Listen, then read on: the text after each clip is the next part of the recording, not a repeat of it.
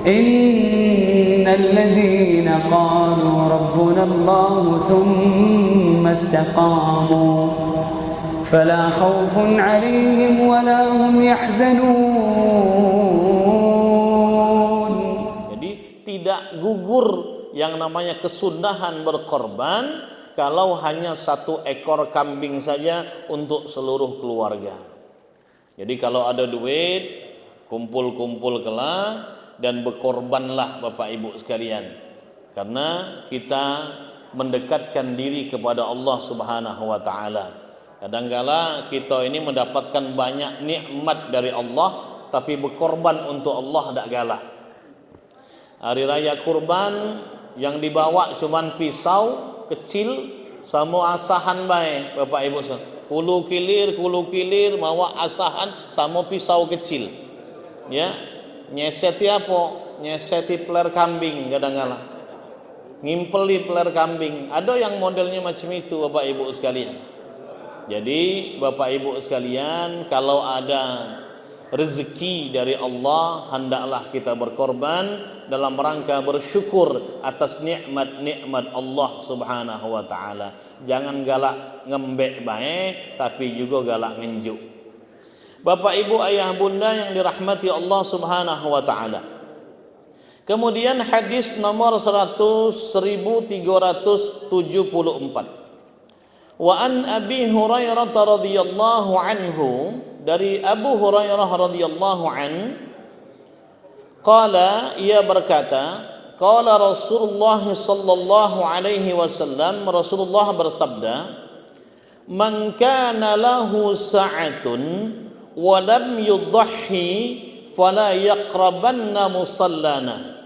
Barang siapa yang punya kemampuan, punya keluasan rezeki yang Allah berikan, walam yudhhi, dan dia tidak mau berkorban, fala yaqrabanna musallana, Rasul mengancam orang itu jangan dekat-dekat kepada masjid kami. Jadi Masjid Nabawi jangan dekat-dekat kata Rasulullah. Wong yang pelit, wong yang bakhil, wong yang kedekut, wong yang getah basah. Bapak Ibu sekalian, punya rezeki tapi tidak galak berkorban. Beli pulsa kadangkala sebulan itu 200.000, beli kuota sampai 500.000. Bapak Ibu sanggup beli kuota untuk seluruh anggota keluarganya, tapi untuk berkorban tidak sanggup. Kadangkala beli rokok setiap hari sepak, ada yang 2 pak Bapak Ibu, sehari habis rokok 2 pak. Berapa sih kok pak harga rokok itu? Paling tidak 20.000, 30.000 sekarang ini Bapak Ibu. 2 pak kali ke baik berapa? Belum lagi sebulan. Tapi untuk beli kambing sikok beratnya luar biasa. Maka Bapak Ibu ayah bunda, siapa yang punya duit, siapa yang punya rezeki pada tahun itu, kemudian dia tidak mau berkorban untuk Allah, jangan dekat-dekat ke masjid kami, kata Nabi Muhammad sallallahu alaihi wasallam. Inilah hadis yang mendasari pendapat Imam Hanafi untuk mewajibkan kurban. Jadi pendapat Imam Hanafi, Bapak Ibu, mazhab Imam Hanafi, beliau berpendapat bahwasanya kurban itu wajib paling tidak sekali seumur hidup. Pendapatnya tadi berdasarkan dari hadis ini. Sedangkan Imam Syafi'i mengatakan bahwasanya kurban itu hukumnya sunnah muakkadah, sama dengan akikah. Para bapak, para ibu, ayah bunda yang dirahmati Allah Subhanahu wa taala. Kemudian pertanyaannya yang berikutnya, dalam berkorban itu lebih utama disembelih sendiri atau diwakilkan kepada panitia? Nah, ini pertanyaan yang muncul di kalangan kita. Lebih bagus mano, lebih utama mano, disembelih dewek atau diwakilkan kepada pengurus masjid atau panitia kurban? Ini disebutkan dalam kitab Fathul Mu'in. Kemudian kitab I'anatul Talibin juz 2, wa yusannu ay yazbahar rajul binafsihi. Jadi disunnahkan seorang laki-laki itu untuk menjembelih dengan tangannya sendiri, Bapak Ibu. Jadi dia punya hewan kurban apa? Kambing misalnya. Kambing seekor. Dia sembelih dengan tangannya sendiri, ini kesunahan menurut daripada kitab ini.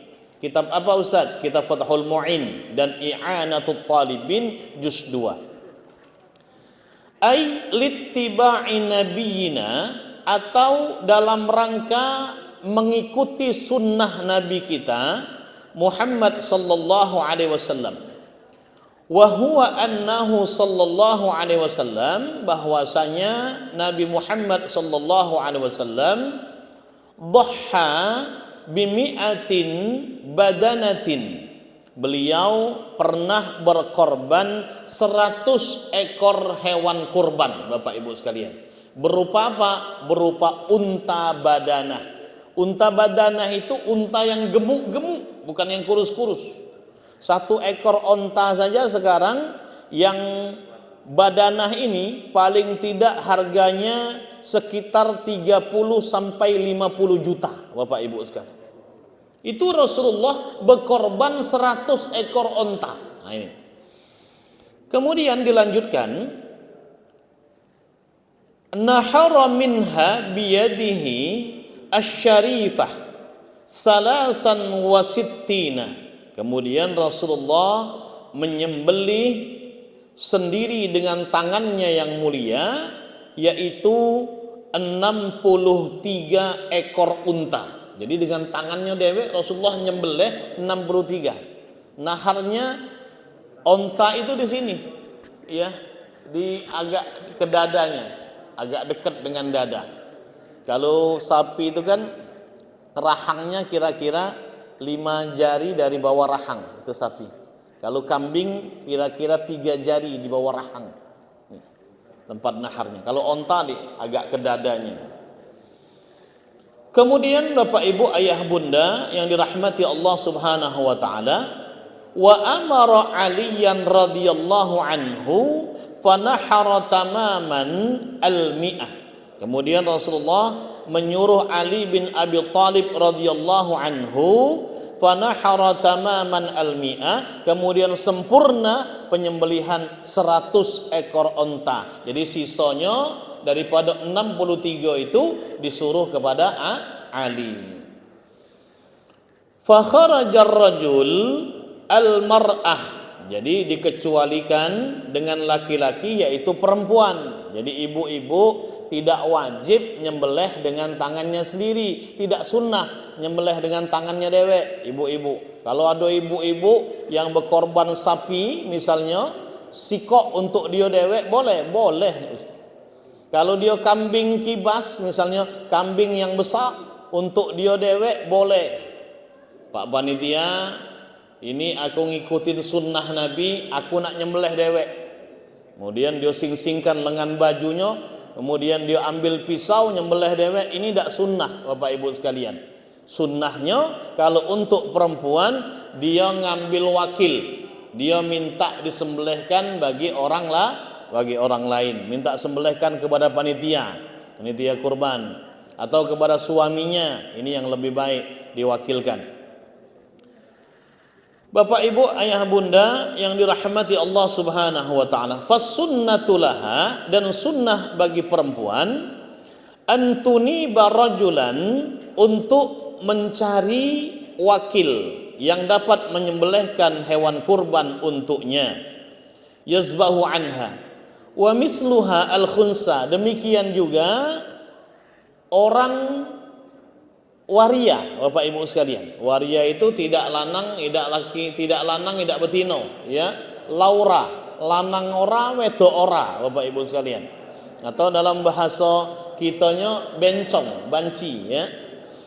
Kalau bahasa Jawa tadi laura, lanang ora, wedok ora. Khunsa. Ini juga dia disunnahkan untuk mewakilkan kepada panitia kurban, biar panitia kurban baik, daripada dia kaget megang lading lagi macam ini, Bapak Ibu sekalian. Megang golok macam ini, mana nak nyembelihnya? Biasa megang kuas ini untuk make up, megang lading, megang golok.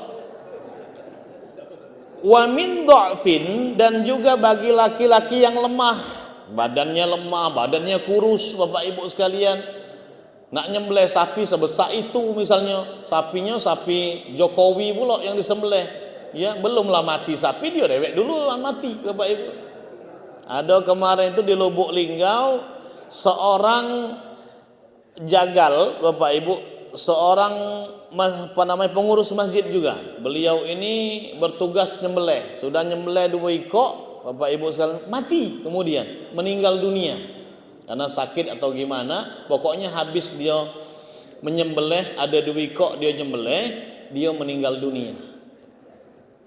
Ada banyak sekali kejadian. Belumlah terpotong leher sapi itu, dia terjengkang, Bapak Ibu sekalian. Jadi memang yang namanya nyembelih sapi ini perlu orang-orang yang punya kemampuan. Jadi tidak hanya orang-orang yang cak bisa tapi ternyata tidak bisa, Bapak Ibu sekalian. Jadi perlu orang yang punya kemampuan, punya skill. Bapak Ibu, ayah bunda, wal a'ma, kemudian orang yang buta. Orang yang buta ini sembelihannya dimakruhkan. Orang buta nyembelih tidak boleh, walaupun itu kambing kurban dia. Wong buta korban misalnya, tukang pijit, tukang urut, buta, ngumpul-ngumpul ke duit, dapat dia beli kambing, kemudian dia nak nyembelih dewek, ini makruh sembelihan dia, Bapak Ibu. Takutnya tidak sempurna penyembelihannya. Kemudian yang selanjutnya, qauluhu wa ayyashhadaha ay udhiyata. Kemudian sunnah bagi mereka-mereka tadi, atau bagi perempuan yang tidak memotong hewan kurbannya, yaitu untuk menyaksikan hewan kurbannya disembelih. Wa yusannu ayyashhada zabihaha miwakkala bihi atau mawakkala bihi. Jadi dia sunnah untuk menyaksikan hewan kurbannya disembelih oleh orang yang menyembelihnya atau panitia. Wazalika lima sahha min amri sayyidah Fatimah. Seperti itu karena terdapat hadis sahih yang mana Rasulullah sallallahu alaihi wasallam menyuruh Fatimah untuk menyaksikan hewan kurbannya disembelih. Wa antaqula, Rasul kemudian menyuruh Fatimah untuk berdoa, inna salati wa nusuki wa mahyaya wa mamati lillahi rabbil alamin. Jadi ibu yang berkorban atau bapak yang lemah tidak bisa nyembelih dewek, atau tadi orang buta yang punya hewan kurban dia tidak bisa menyembelih dewek, dia paling tidak datang ke masjid, ya. Walaupun dia tidak bisa melihat penyembelihan, dia sunnahnya datang ke masjid. Perempuan juga sunnahnya datang ke masjid melihat daripada hewan kurbannya disembelih. Atau anak-anak, ya, anak-anak ini tidak wajib kurban, tidak ada kewajiban kurban bagi anak-anak, tapi dia sebagai latihan saja, Bapak Ibu sekalian. Jadi ibu bapak, ini anak-anak yang belum baligh seperti anak itu nih, belum baligh, ya. Ini tidak wajib kurban, tidak ada kesunahan baginya untuk melaksanakan kurban, Bapak Ibu. Tapi kalau bapaknya kemudian mengatasnamakan dirinya, boleh-boleh saja. Ini latihan dalam ibadah kurban. Para bapak, para ibu, ayah bunda yang dirahmati Allah Subhanahu wa taala, wa wa'adaha bi annahu yughfaru laha bi awwali qatratin min damiha kullu dhanbin amilathu. Rasulullah sallallahu alaihi wasallam memberikan kabar gembira bahwa orang yang menyaksikan hewan kurbannya disembelih maka diampuni dosa-dosanya sejak tetesan darah hewan kurbannya pertama jatuh ke atas bumi. Jadi Bapak Ibu yang berkorban sunnah menyaksikan hewan kurbannya disembelih oleh panitia, karena setiap tetesan darahnya itu menghapus dosa-dosanya yang pernah ia lakukan kepada Allah Subhanahu wa taala. Wa anna hadza li'umumil muslimin, dan ini berlaku pada seluruh kaum muslimin yang berkorban pada hari raya Idul Adha. Bapak Ibu ayah bunda yang dirahmati Allah Subhanahu wa taala, selanjutnya perbedaan antara kurban sunnah dan kurban wajib apa? Jadi kurban sunnah ini, kurban wajib ada perbedaannya. Kemudian dikatakan dalam kitab Fathul Qarib dan syarahnya kitab Al-Bajuri, wal udhiyatu sunnatun muakkadatun 'alal kifayah. Apabila seseorang kepala keluarga atau salah seorang anggota keluarga melaksanakan yang namanya ibadah kurban ini, maka sudah mencukupi bagi yang lain. Jadi udhiyah ini sunnah muakkadah, sunnah muakkad hukumnya, yang disertai dengan alal kifayah, fardu kifayah. Jadi kalau ada sikok daripada kepala rumah tangga, dia punya anak 7 Bapak Ibu sama istrinya, dia dewean yang kemudian berkorban, sudah mencukupi untuk seluruh keluarganya, sudah mencukupi. Jadi fardu kifayah. Fa idza ata biha wahidun min ahlil baiti kafa'an jami'in. Jadi apabila satu yang sudah berkorban, cukuplah untuk seluruh anggota keluarga. Kemudian selanjutnya disebutkan ini Bapak Ibu ayah bunda yang dirahmati Allah Subhanahu wa taala, wala tajibul udhiyah illa bin nazri, dan kurban tidak bisa menjadi wajib kecuali dengan nazar. Jadi kurban ini tidak bisa menjadi wajib kecuali dengan nazar. Contoh nazar, saya bernazar kalau anak saya tahun ini lulus PNS atau lulus P3K, saya akan berkorban tahun ini dengan 1 ekor sapi. Ini kalau dia sudah ngomong begitu Bapak Ibu, maka ini wajib untuk ditunaikan nazarnya. Jadi maka inilah yang dinamakan sebagai kurban wajib. Atau contoh lagi, mau kemana Pak? Mau ke pasar, mau ngapain? Mau beli hewan kurban, dia bilang begitu. Hewan kurban ini yang dia beli, ini wajib untuk disembelih Bapak Ibu sekalian.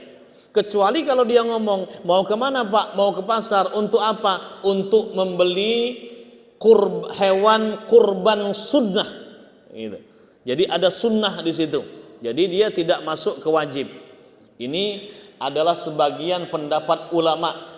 Sebagian lagi berpendapat kalau dia tidak ada niatan untuk nazar dalam hatinya, hanya sunnah kurban saja, itu boleh-boleh saja. Bapak Ibu ayah bunda yang dirahmati Allah Subhanahu wa taala, apa konsekuensinya daripada kurban wajib ini? Kalau dia kurban nazar, konsekuensinya yaitu dia dan keluarganya tidak boleh sedikit pun makan daging hewan kurban nazar ini. Jadi dia tadi nazar kan, kalau anaknya masuk PNS maka dia akan nyembelih sapi. Kalau anaknya masuk P3K tahun ini, maka dia akan nyembelih kambing. Maka sedikit pun dia tidak boleh makan dagingnya. Sama seluruh anggota keluarganya tidak boleh makan dagingnya. Ini hewan kurban yang nazar ini. Kemudian yang kedua, wajib menyedekahkan daging seluruhnya kepada fakir miskin, dan tidak boleh menyedekahkan kepada orang-orang kaya Bapak Ibu sekalian. Jadi yang namanya kurban sunnah itu boleh dinjuk kepada wong kaya, boleh dinjuk kepada fakir miskin, boleh tetangga kita boleh, yang kaya juga boleh. Tapi sedangkan hewan kurban yang wajib, yang nazar tadi, tidak boleh dinjuk ke tetangga yang kaya, tapi harus seluruhnya diinjuk kepada fakir miskin. Ini bedanya dengan kurban yang sunnah, kurban wajib ini. Bapak Ibu ayah bunda yang dirahmati Allah Subhanahu wa taala. Kemudian dibolehkan kurban dengan kambing betina. Jadi selama ini ada yang bilang, "Oi, jangan berkorban dengan kambing betino. Jangan berkorban dengan sapi betino, tidak sah kakek korbannya." Tidak apa-apa, Bapak Ibu Ayah Bunda. Jadi kurban itu boleh walaupun dengan kambing betina. Di dalam kitab Majmu' Syarah Muhazzab disebutkan, wa yajuzu fiha az-zakar wal unsa limarwatu ummi qurzin. Jadi dibolehkan untuk menyembelih hewan kurban baik yang laki-laki atau yang jantan maupun yang betino. Limarwatu ummu qurzin berdasarkan hadis dari Ummu Qurzin anin Nabi sallallahu alaihi wasallam, dari Nabi Muhammad sallallahu alaihi wasallam, annahu qal, beliau berkata, alal ghulami syatani wa alal jariyati syatun. Jadi atas laki-laki itu 2 ekor kambing dan atas perempuan 1 ekor kambing. La yadurrukum zukranan kunna au inasan, tidak masalah kambingnya jantan atau betino, kata Rasulullah. Jadi tidak masalah nak dia kambingnya lanang atau kambing betino, tidak jadi masalah. Wa idza jaza dzalika fil aqiqati bihadzal khabar dalla ala jawazihi fil udhiyah. Dalam ibadah kurban menunjukkan kebolehannya dalam ibadah aqiqah. Jadi kalau Bapak Ibu akikah juga, misalnya mengakikahkan anak betino dengan sikok kambing, anak laki-laki dengan 2 ekor kambing, boleh juga dengan kambing betino. Jadi tidak masalah Bapak Ibu sekalian. Disebutkan dalam Majmu' Syarah Muhazzab. Bapak Ibu Ayah Bunda yang dirahmati Allah, wali anna lahmaz zakar atyabu wa lahmal unsa artabu. Karena daging daripada hewan yang jantan ini atau kambing jantan itu lebih baik sebenarnya, lebih baik. Tapi ulama berpendapat lebih baik kalau korban kambing jantan. Itu lebih baik, lebih afdal. Maka lebih baik kalau korban kambing jantan. Walahmul unsa artabu, dan daging hewan betina itu lebih lembek, lebih benyek Bapak Ibu sekalian. Jadi lebih baik hewan kurbannya laki-laki. Apalagi kalau betino ada anak di dalamnya. Ini yang tidak boleh Bapak Ibu sekalian. Selama dia tidak punya anak di dalam perutnya, boleh-boleh saja. Bapak Ibu Ayah Bunda yang dirahmati Allah Subhanahu wa taala. Kemudian pertanyaan selanjutnya yang beredar, apakah boleh berkorban ayam apabila tidak sanggup untuk berkorban kambing atau sapi? Bapak Ibu sekalian, aku tidak sanggup nak korban kambing. Kambing seekor 2,5 juta. Kemudian kalau sapi, aku 7 orang, 1 orangnya 3 juta. Aku tidak sanggup. Aku ini orang fakir miskin, misalnya kan, orang fakir, pekerjaannya tak tetap, penghasilannya tidak tetap. Apakah boleh saya kemudian berkorban dengan ayam jantan?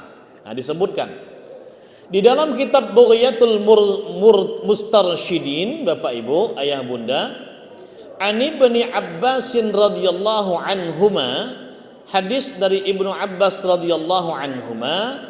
Ibnu Abbas adalah sahabat Rasulullah yang juga ulama. Jadi ini pendapat Ibnu Abbas, bukan hadis. Pendapat Ibnu Abbas, bukan hadis, Bapak Ibu. Ibnu Abbas adalah sahabat Rasulullah, termasuk juga beliau ini sepupunya Nabi Muhammad. Dan seorang ulama, juga seorang mufassir yang luar biasa, mufassir Al-Quran yang luar biasa. Ibnu Abbas ini otaknya cerdas. Beliau kemudian berkata, annahu yakfi fil udhiyah iraqatud dam, bahwa cukup di dalam berkorban itu mengalirkan darah hewan yang halal. Jadi yang penting ngalirkan darah hewan yang halal. Nak apa bae dia, nak kambing, nak sapi, nak unta, nak kerbau, nak ayam, nak kelinci, Bapak Ibu sekalian, boleh Bapak Ibu sekalian. Yang penting hewan yang halal dimakan. Ini pendapat daripada Ibnu Abbas. Walau min dajajatin wa auzin, walaupun hewan itu berupa ayam jantan atau angsa. Nah, ini disebutkan dalam kitab ini. Kama qalahul Maidan, sebagaimana yang dikatakan oleh Imam Al-Maidan. Kita sebagai pengikut mazhab Syafi'i boleh atau tidak? Kalau kita mazhab Syafi'i boleh atau tidak, Bapak Ibu sekalian? Nah, disebutkan lanjutannya, wa kana syaikhuna ya'murul faqir bitaqlidihi, dan guru kami Zakaria Al-Ansari, ulama terkemuka dalam mazhab Syafi'i, amarona ya'muru, beliau memperbolehkan bagi orang yang fakir untuk taklid, untuk mengikuti daripada mazhabnya Ibnu Abbas ini. Jadi pendapat atau mazhabnya Ibnu Abbas ini boleh untuk diikuti bagi orang yang fakir, Bapak Ibu. Wa yaqisu 'ala al-udhiyah al-aqiqah, dan dikiaskan dalam berkurban juga pada masalah aqiqah. Jadi boleh akikah dengan ayam jantan bagi orang fakir maupun orang yang miskin. Jadi boleh kurban ini dengan ayam jantan atau angsa atau hewan yang halal, tapi bagi orang fakir, Bapak Ibu. Boleh juga akikah dengan ayam jantan atau angsa atau yang halal yang lain, tapi Bapak Ibu bagi orang fakir. Bagi kita yang punya penghasilan tetap, lebih baik kalau mengikuti pendapat yang lebih asah, pendapat jumhur ulama, bahwasanya tidak sah kurban kecuali dengan hewan-hewan ternak, Bapak Ibu sekalian. Disebutkan oleh ulama bahwasanya dijelaskan Syekh Wahbah Az-Zuhaili di dalam kitab Fiqhul Islam wa Adillatuhu jilid 4 halaman 259, ittafaqal ulama ala annal udhiyah la tasihhu illa min na'amin. Jadi jumhur ulama berpendapat tidak sah yang namanya kurban kecuali dengan hewan ternak, Bapak Ibu sekalian. Apa saja hewan ternak? Ibilun, yaitu onta, kemudian wabaqarun, kemudian sapi, wa fiha al-jamus, di dalamnya juga kerbau, wa ghanamun, dan juga kambing, wa minha al-ma'ju sairu anwa'iha, seluruh daripada jenisnya. Bapak Ibu ayah bunda, jadi hewan ini yang laki-laki, yang jantan maupun yang betina boleh untuk menjadi korban. Jadi dia sapi, kambing, kemudian kerbau, onta boleh untuk jadikan hewan kurban. Sedangkan di dalam pendapatnya Syekh Wahbah Az-Zuhaili ini, Bapak Ibu, kemudian hewan kurban seperti sapi yang liar tidak boleh. Kemudian rusa, kijang tidak boleh jadi hewan kurban karena dia bukan hewan ternak, Bapak Ibu sekalian. Jadi yang dibolehkan adalah hewan ternak. Jadi antara kijang, rusa, apalagi harimau, Bapak Ibu sekalian, ya, ini tidak boleh dijadikan hewan kurban karena dia memang betul hewan buas, tidak boleh dijadikan hewan kurban, harus hewan ternak.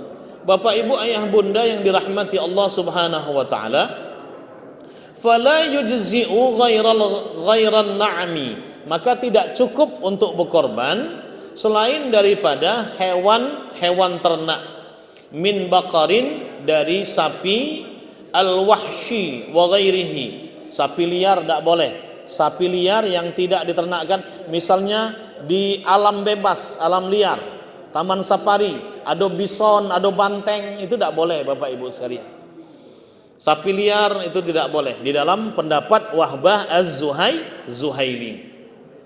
Bapak Ibu ayah bunda yang dirahmati Allah Subhanahu wa taala, ini pendapat ulama dalam kitab-kitab fikih. Kemudian selanjutnya yang terakhir, Bapak Ibu, seputar daripada pertanyaan-pertanyaan di dalam ibadah kurban atau di dalam salat Idul Adha dan salat Idul Fitri. Ini ada banyak pertanyaan. Ustaz, apakah sah salat Idul Adha, salat Idul Fitri yang kemudian imamnya tidak takbir 7 kali di rakaat yang pertama dan tidak takbir 5 kali di rakaat yang kedua? Bapak Ibu, ayah bunda, ini banyak pertanyaan yang disebutkan di situ. Di dalam kitab Iqna, Bapak Ibu sekalian, disebutkan apabila seorang imam lupa untuk takbir 7 kali dalam rakaat pertama di salat Idul Fitri maupun Idul Adha, maka tidak apa-apa. Tidak harus diganti dengan sujud sahwi, Bapak Ibu sekalian. Tidak harus diganti dengan sujud sahwi. Kenapa? Karena yang namanya takbir ini, Bapak Ibu, ayah bunda, yaitu sunnah saja, sunnah ab'ad, sunnah hayat, Bapak Ibu. Sunnah hayat ini seperti juga dengan ta'awuz dan iftitah. Sunnah hayat ini adalah yang seperti ta'awuz dan iftitah. Kalau kita lupa ta'awuz dalam salat, tidak apa-apa. A'udzubillahi minasyaitonirrajim. Bismillahirrahmanirrahim. Lupa ta'awuz tidak apa-apa. Lupa iftitah tidak apa-apa, Bapak Ibu sekalian. Atau tidak baca iftitah tidak apa-apa, Bapak Ibu. Tidak harus diganti dengan sujud sahwi. Sedangkan sunnah ab'ad seperti kunut, tahiyat, ya, ini harus dilakukan. Kalau itu lupa, maka kita wajib menggantinya dengan sujud sahwi. Begitu juga takbir ketika salat Idul Fitri, Idul Adha, takbir yang 7 kali rakaat pertama, takbir yang 5 kali rakaat kedua. Kalau itu terlupa, maka hukumnya sama dengan membaca ta'awuz atau membaca doa iftitah. Maka tidak wajib untuk menggantinya dengan sujud sahwi. Jadi kalau kemudian ada imam langsung dia lupa, Bapak Ibu sekalian, langsung baca Fatihah, Bismillahirrahmanirrahim, makmumnya subhanallah, alhamdulillahi rabbil alamin, subhanallah, ar-rahmanirrahim, subhanallah. Imamnya bingung, apa yang salah ini? Rupanya imamnya lupa takbir. Banyak tak terjadi ini? Banyak, Bapak Ibu sekalian.